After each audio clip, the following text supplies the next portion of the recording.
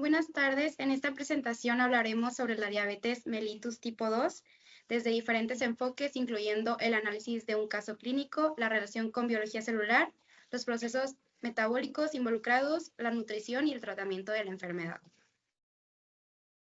La diabetes mellitus tipo 2 es una de las enfermedades crónicas más frecuentes en el mundo y representa un importante problema de salud pública, especialmente en México. Su aumento se relaciona principalmente con factores como el sedentarismo, la mala alimentación y la obesidad. Además, puede provocar complicaciones graves si no se controla adecuadamente. Por eso es importante detectar y tratar la enfermedad oportunamente, como en el caso clínico que presentaremos. El caso corresponde a una mujer de 49 años que fue enviada al hospital del día de diabetes para mejorar el control de su diabetes y apoyar la pérdida de peso. La paciente expresaba dificultad para bajar de peso y presentaba limitaciones importantes para realizar actividad física.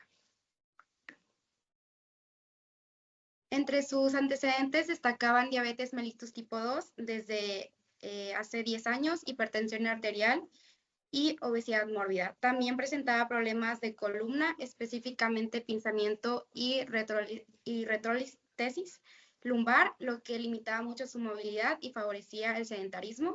Además, tenía antecedentes familiares de diabetes tipo 2. Al momento de su valoración, la paciente presentaba obesidad severa, glucosa elevada y presión arterial alta. También llevaba una vida sedentaria y tenía hábitos alimenticios inadecuados, con ingestas abundantes y fuera de horario. Todo esto dificultaba el control adecuado de su enfermedad. Se diagnosticó diabetes mellitus tipo 2, mal controlada, asociada a obesidad mórbida e hipertensión arterial. Inicialmente se propuso cirugía bariátrica debido al perfil del paciente, sin embargo, ella rechazó el procedimiento, por ello se decidió continuar con tratamiento médico. La célula es la unidad básica estructural y funcional de todos los seres vivos y es la parte más pequeña del cuerpo, capaz de realizar funciones vitales como obtener la energía, reproducirse y responder a estímulos. El cuerpo humano está formado por millones de células que trabajan de manera organizada para mantener el funcionamiento correcto de los órganos y los tejidos. En el caso de la mellitus tipo 2 y la obesidad, las células tienen un papel muy importante porque son las encargadas de recibir y utilizar la glucosa como fuente principal de energía. Cuando las células no responden adecuadamente a la insulina, la glucosa no puede entrar fácilmente y se comienza a acumular en la sangre, lo que provoca una hiperglucemia. Las células más afectadas en este tipo de enfermedad son las células musculares, las hepáticas y las adiposas, ya que son las principales responsables del almacenamiento y del uso de glucosa. Debido a la obesidad y al exceso de grasa corporal, las células empiezan a presentar alteraciones en su funcionamiento normal. La membrana celular es una estructura que rodea y protege a la célula, y esta está formada principalmente por una bicapa de fosfolípidos y proteínas que regulan el paso de sustancias hacia el interior y hacia el exterior de la célula. Su función principal es mantener el equilibrio interno de la célula y permitir la comunicación con otras células. Dentro de las células se encuentran proteínas especializadas que se llaman receptores y estos permiten que hormonas como la insulina se envíen señales al interior celular.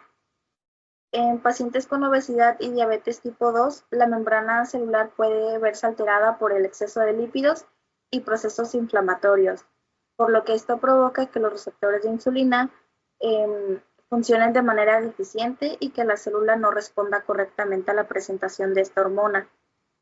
Además que el exceso de grasa corporal genera inflamación crónica de bajo grado, por lo que modifica la estructura y la función de la membrana celular. Y pues como consecuencia disminuye la sensibilidad celular a la insulina y aumenta la dificultad para transportar la glucosa al interior de la célula. Los receptores de insulina son proteínas localizadas en la membrana celular y su función es reconocer la insulina y activar mecanismos que permiten la entrada de la glucosa a la célula. Cuando una persona consume alimentos, especialmente de carbohidratos, la glucosa aumenta en la sangre y pues el páncreas libera insulina y esta hormona se une a los receptores celulares para indicar que la glucosa debe entrar a la célula y utilizarse como energía. En la diabetes ocurre un problema conocido como resistencia a la insulina, y esto significa que los receptores ya no responden adecuadamente a la hormona, aunque existe suficiente insulina en el organismo. Debido a esto, la glucosa permanece circulando en la sangre en niveles muy elevados. Y la obesidad influye en este problema porque el exceso de tejido adiposo produce sustancias inflamatorias que dañan la señalización de los receptores de insulina y con el tiempo el páncreas intenta compensar produciendo más insulina, pero llega un momento en el que ya no puede mantener el control adecuado de la glucosa sanguínea. Y esto produce, esta es una de las características celulares de la diabetes. Su transporte, el transporte de la glucosa es el proceso mediante el cual la glucosa entra a las células para ser utilizadas como fuente de energía. Este mecanismo depende principalmente de proteínas transportadoras llamadas GLUT, especialmente el transportador 4, y cuando la insulina se une a su receptor, se activa una señal que provoca que los transportadores se movilicen hacia la membrana celular para permitir la entrada de la glucosa. En una persona sana, este proceso ocurre de manera eficiente y se mantienen los niveles normales de glucosa en sangre, pero en pacientes con diabetes, la resistencia a la insulina impide que los transportadores funcionen correctamente y como resultado la glucosa no puede ingresar adecuadamente a las células. Debido a esto, las células reciben menos energía, mientras que la glucosa se acumula en la sangre y este exceso de glucosa puede causar daños progresivos en tejidos y órganos como el corazón, riñones, ojos y vasos sanguíneos.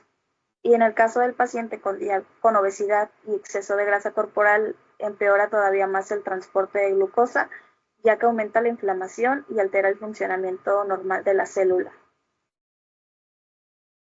La diabetes es una enfermedad que afecta directamente el funcionamiento celular, porque el problema principal ocurre cuando las células dejan de responder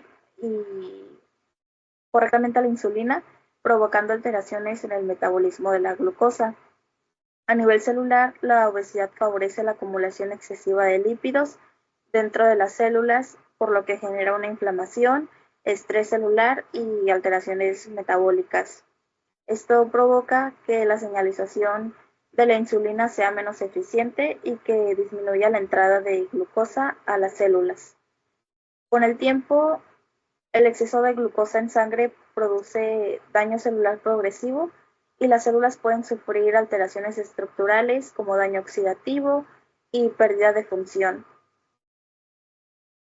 Además, también las células beta del páncreas, que son encargadas de producir la insulina, se pueden terminar agotando debido al esfuerzo constante por compensar la resistencia a la insulina, y cuando esto ocurre, la producción de insulina disminuye y pues la enfermedad progresa. Ahora hablaremos sobre los procesos metabólicos y el daño celular presente en la paciente del caso clínico. Primero, la resistencia a la insulina es una de las principales alteraciones metabólicas en la diabetes mellitus tipo 2. En esta condición, las células del músculo, hígado y tejido adiposo disminuyen su capacidad de responder adecuadamente a la insulina. Como consecuencia, la captación de la célula de la glucosa disminuye y la glucosa permanece elevada en la sangre. En este caso, la obesidad extrema de la paciente favorece el desarrollo de resistencia a la insulina debido al exceso de tejido adiposo y el estado inflamatorio crónico asociado al sobrepeso. Respecto al metabolismo de la glucosa, normalmente la glucosa entre las células gracias a la acción de la insulina y se utiliza para producir energía en forma de ATP.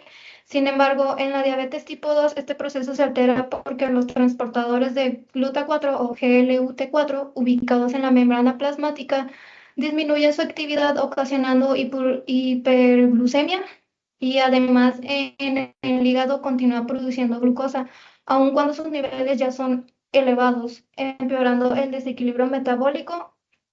En la paciente del caso clínico, esto se relaciona con la obesidad y el sedentarismo. Por otra parte, las mitocondrias, que son los organelos encargados de producir energía mediante la respiración celular, también se ven afectados. El exceso de glucosa y ácidos grasos altera su funcionamiento y disminuye la producción eficiente del ATP. Esto favorece la formación de especies reactivas de oxígeno, causando daño mitocondrial y alteraciones en el metabolismo energético celular. Como consecuencia, la hiperglucemia mantenida produce inflamación crónica, daño vascular, alteraciones metabólicas y un mayor riesgo cardiovascular.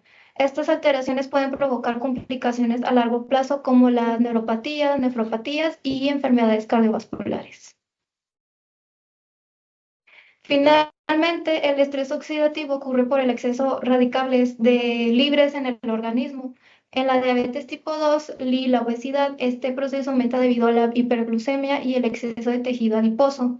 Además, el tejido adiposo libera citocinas inflamatorias que mantienen una inflamación crónica de bajo grado, favoreciendo el daño celular progresivo y empeorando la resistencia a la insulina.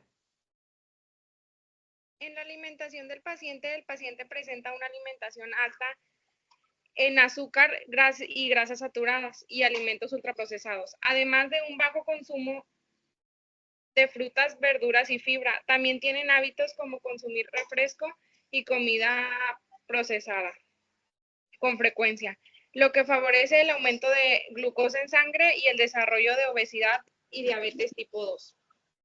Los factores de riesgo son los principales que se encuentran en el sobrepeso y la mala alimentación. El sedentarismo y los antecedentes familiares de diabetes, el exceso de grasa corporal que puede provocar resistencia a la insulina y dificultad de la glucosa entrar correctamente a la célula. Los nutrientes involucrados son los carbohidratos, ya que estos son los que más influyen en los niveles de glucosa sanguínea. Consumir azúcares simples en exceso puede elevar rápidamente la glucosa. Por otro lado, la fibra ayuda a controlar la absorción de azúcares y mejorar la digestión. Las proteínas y grasas saludables ayudan a mantener energía estable y contribuyen a una buena función celular.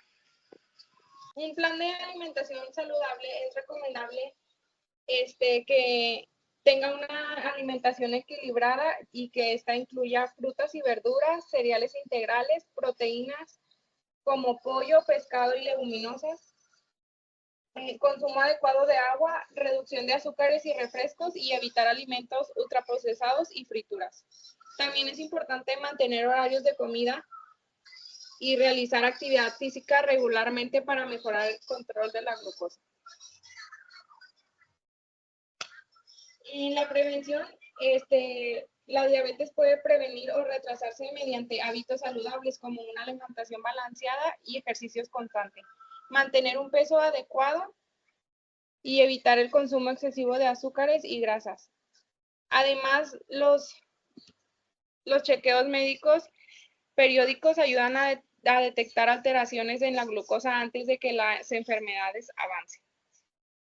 Bueno, el tratamiento médico, en este caso se recomienda mantener medicamentos como la metformina y agregar Exenatid semanal, porque no solamente ayuda a reducir el azúcar en sangre, sino que también puede ayudar a controlar el apetito. Es como darle una ayuda extra a nuestro cuerpo para que no tenga tanta ansiedad por comer y aproveche mejor la energía.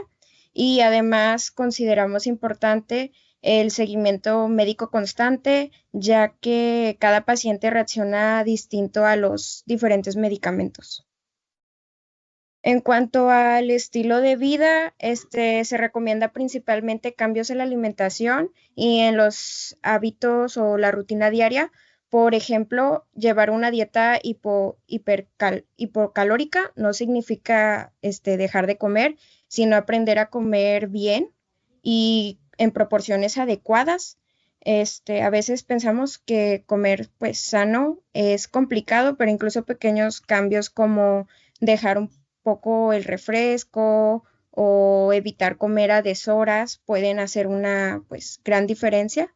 Y también se recomendaría actividad física de bajo impacto, ya que la paciente presenta problemas en la columna, en la lumbar, y no sería necesario empezar haciendo ejercicio intenso, algo tan simple como caminar poco a poco o hacer movimientos suaves ya ayuda a gastar energía y a mejorar la circulación. Como conclusión, este caso demuestra que la diabetes o la obesidad no solamente se debe de tratar con medicamentos, sino que es un trabajo en conjunto tanto en el tratamiento médico, la alimentación y los hábitos diarios. Cuando se combinan todas estas áreas, el paciente puede sentirse muchísimo mejor de salud y hasta sentirse con más energía y menos dolores en el cuerpo. Y pues como reflexión, podemos entender que la nutrición es muy importante en la vida de las personas con enfermedades crónicas. Ya muchas veces pensamos que la nutrición nada más es de que para bajar de peso, pero no es así. Esta puede ayudar a controlar enfermedades y mejorar la calidad de vida. Y pues también podemos darnos cuenta de que con pequeños cambios y constantes suelen funcionar mejor que intentar cambiar todo lo que haces, lo que hiciste en tu vida para otro.